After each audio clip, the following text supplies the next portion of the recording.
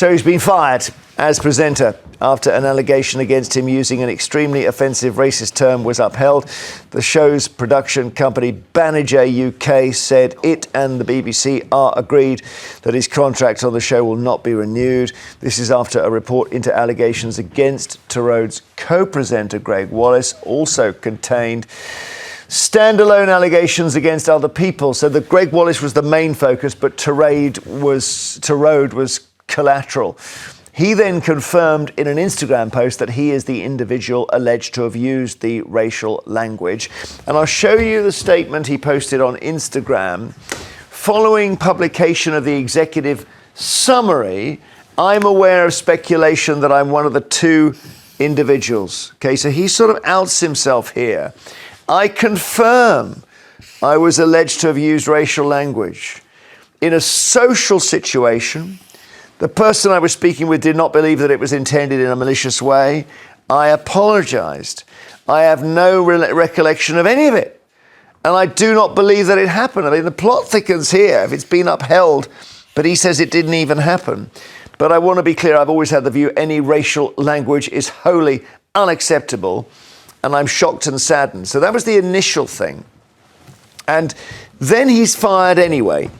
And so this is Instagram message number 2. So he first of all says, nobody's spoken to me. I'm seeing and reading that I've been sacked. He says, I repeat, I don't know what I've been accused of. Apparently I'm meant to have said something wrong. He then points out he's been with the show since 2005. He would have liked to have been back in it, but he has been considering his life. Celebrity MasterChef, which I recently filmed with Grace Dent, will be my last. I've loved every minute. This is quite gracious given the circumstances.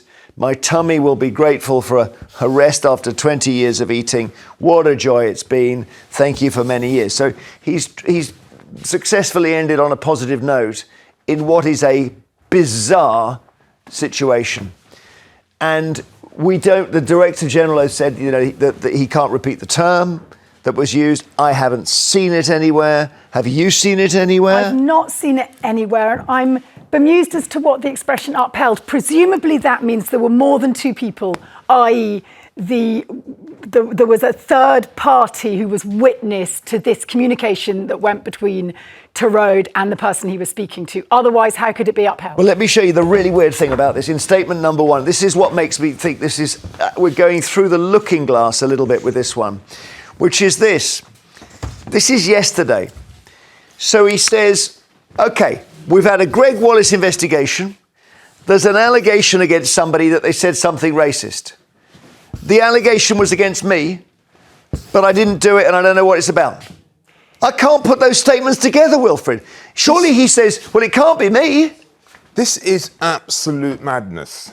And this is where you got political correctness has really, really sort of become sort of extreme. Because first of all, I would like to know what was said. And I think it is outrageous. It is outrageous that somebody's been sacked and the BBC and the production company have not had the decency to have a meeting with him to explain so he has an opportunity to defend himself. Now, I know that when we had this thing with Gregg, that actually the whole brand became sort of toxic and they wanted to try and get rid of him. And it was justified that, to get rid of him, well, was it? This is one of the things, again, I'm going to stand up for Gregg here because I feel very, very sorry because go back about 10 years ago, all the powers that be would have thought, Christ, the BBC is probably getting accused for being white and middle class.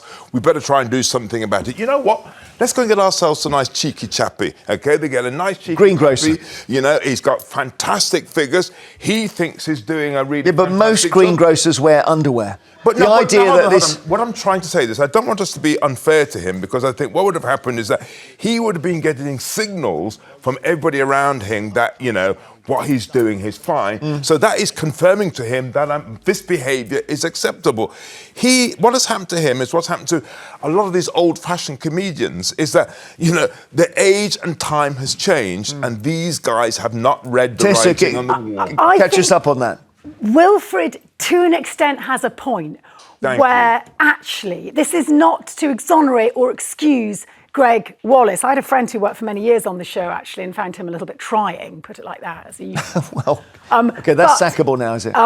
But where I think there is a real issue is that when somebody makes a complaint, rather than go directly to the individual who's perpetrated the crime, it goes around the house, up to the exec, falls on the floor and never gets dealt with. So the individual is not encouraged or notified to change their behaviour. Now, I have to believe in humanity that when your flaw is pointed out to you, you can correct your ways. I say this with first-hand experience, that my agent was, I don't know why I'm telling this live on air, but my agent was told indirectly that a complaint had been levelled against me, but the company levelling the complaint didn't want me to know. Like, how can I improve on my behaviour if my agent has been told not to? I can't imagine what you could ever have done Indeed, wrong. I am perfection personified. But that was insane. So in the end, and then I couldn't know who had told me. So I ended up going through my entire back catalogue, career history. It worked out. I wrote a chart. I think I'd offended almost everyone I'd ever worked with. Yeah. It's going hard to narrow it down. But I think that the point there but this is a different category. it is right? a totally different category, Jeremy. It is a different category. Yeah. But people are scared of addressing the top bods in these shows because they're given a culture of preeminence, of untouchability, and that means they are never told. And suddenly they fall flat on their face because guess what? Loads of people have been saying the same thing about their revolting behaviour. All right, well then maybe that's fair. Wilfred, is it? I don't know. Again, Jermaine Genus got sacked. You can think of other people. Russell Brand got sacked. Jonathan Ross got sacked. And they would all Hugh be Edwards told got that, sacked. And they would, there's certain people where you think actually they need to be sacked, but there are certain people, the signals they're being giving is you're doing the right thing. Yes. Keep it up. No one has actually said, look, this needs to stop or you're out. Well, I suppose, maybe broadcasting's weird because maybe in some way eccentricity is encouraged. There's a lack of honesty. I think there's a double standard there. We're asking about Torode here because it is a bit confusing when he says, I don't know what I'm supposed to have said and I don't think I said it. But he then adds confusingly, it's me they're talking about. Do you know, I think if he hadn't said yesterday, I'm the one who's being accused of this, he would still have his job. I don't think so. I think they would have got rid of him because, but he basically outed himself. That's the weird thing. Well, he said that I'm the one they're talking about. So what he's trying to do is get ahead of the story. Yeah. And is it something about something he may have said in a social situation? Yes, it is. You know, it is. And again, this all starts to get out of hand. Well, let's talk to Peter in London. Peter, hello. Hello, good morning, Jeremy. Help us understand. Gregg Wallace justified sacking. I was suggesting Wilfred disagrees. John Torode, we're not so sure about. I think it's absolutely insane. I mean, the world's gone mad. I mean, it's all getting so out. I think Mr. Wilfred said this. It's all getting out of hand. It's ridiculous. Well, now, Wilfred and I had a conversation. Wilfred's business name is The Black Farmer. Exactly, yeah. And I was just saying to Wilfred, what's your handle on Instagram? I'm assuming it's The Black Farm, but I feel frightened of doing that because I'm frightened of saying it. They're frightened because they think they're going to be accused of being racist. But do you find that? But I'm black. I'm a farmer. So this is one of the things where political correctness has gone really. So do you find crazy. Producers say to you? I've been on programs and they say, "How should I introduce you?" And I say, "The founder of the Black Farmer." And they go, "Oh, we can't say that," you know. And it tends to be white, liberal, middle classes get very, very nervous. But this is why they're nervous, though. But to be honest, Wilfred, they're the ones more likely to be accused of racism, aren't they? Therefore, to an extent, there's a sympathy with why they're reticent about saying, "Are you the Black Farmer?" But he's not. But listen, John Torode has not been fired because he at some point blurted out the words "the Black Farmer." That's not what was going on here. But John Torode, there's two things going on here, I believe, with John Torode. On the one hand, you have what he said in a setting that was witnessed by somebody else and therefore has been held up, even though he's saying, "I don't remember." If it was in a social setting, he may, of course, been drinking. I don't know.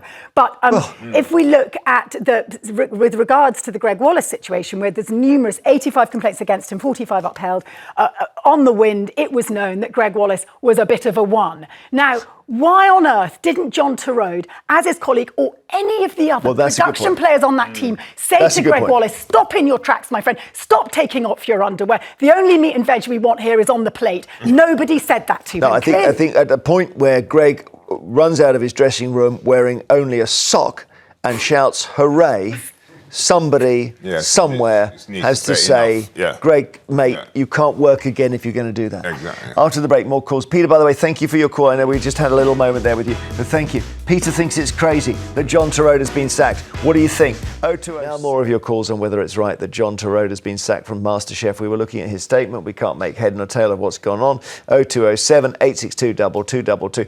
The allegation is that he used an extremely offensive racial term in a conversation somewhere off the set several years ago, and he can't remember. Robin in Gloucestershire, what do you think? Has he been sacked fairly? I don't know. I'm in two minds because his silence, as Tessa has mentioned, his silence is a problem. Although if Torode did actually talk to Gregg Wallace, I don't think he would actually in any way accept any criticism, because I've always felt his emotional intelligence was zero.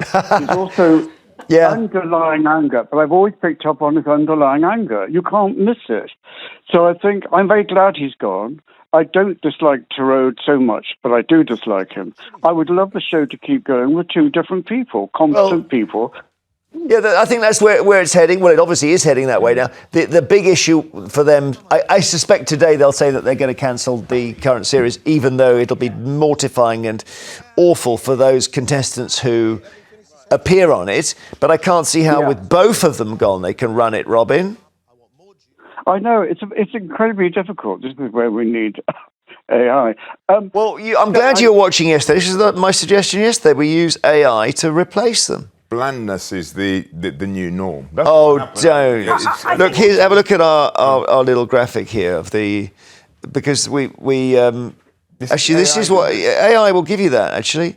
And in fact, it will even melt them in the saucepan if you ask it to. But fundamentally, that's where they are. They're in their own pan of boiling water cooking. But the point is, these guys were cast in 2005. 20 years have rolled on. Do you not think the execs have also thought this is all a bit convenient? Let's elbow Torode out because it's all a bit white male and elderly. Couple of dinosaurs. Oh no, not that. No, not that. I don't think so because you don't. Not white male and elderly. I suddenly said yes, and I agreed. I was realizing I was agreeing with something I disagree with. It's more that I think you've got Torode very much lashed to Gregg Wallace's fate. Yeah. But I think anything that's racial is terminal. And Wilfred disagrees with that. We don't know what we're talking about. We don't, and I think it's unfair to sack him over this because, he should have the right to reply. And I'm always suspicious when somebody has been complained about something that's happened in a social situation. You have to divide what you do socially to when you're doing something at a place of work. So I think this is a cowardice way. Well, what we used yesterday, the example of the Carol Thatcher incident, which is on the margins of the One show. She was in the green room and she was talking about a Wimbledon tennis player who was mixed race, and she used a very offensive term that begins with G. And someone called her out and someone reported it. And then that was toast. I haven't seen her on air since, actually, and that's 20 years ago nearly. The green room is a place of work. Yes.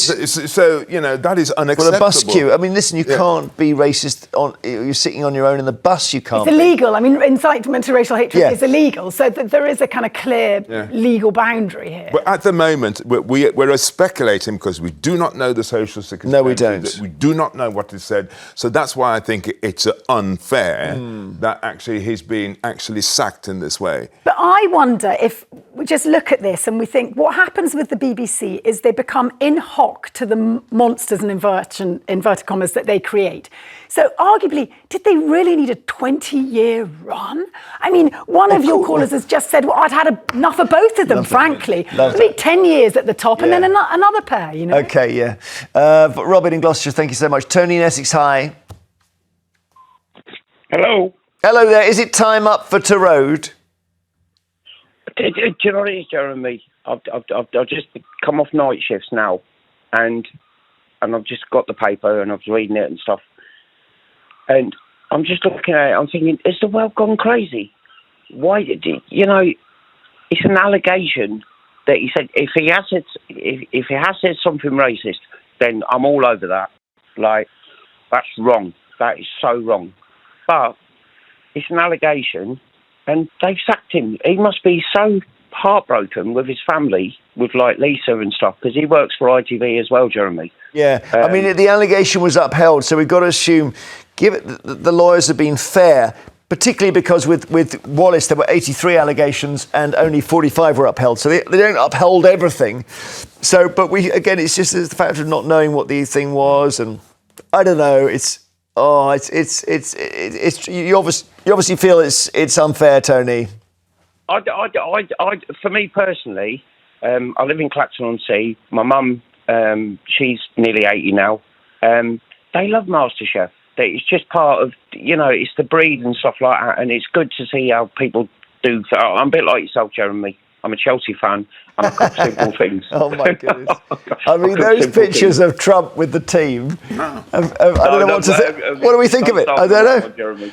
All right, well, listen, we're going to have a good season next season. Thank you, Tony. Bless you. Enjoy your sleep now you've done your night shift. Warwick in Suffolk, hi.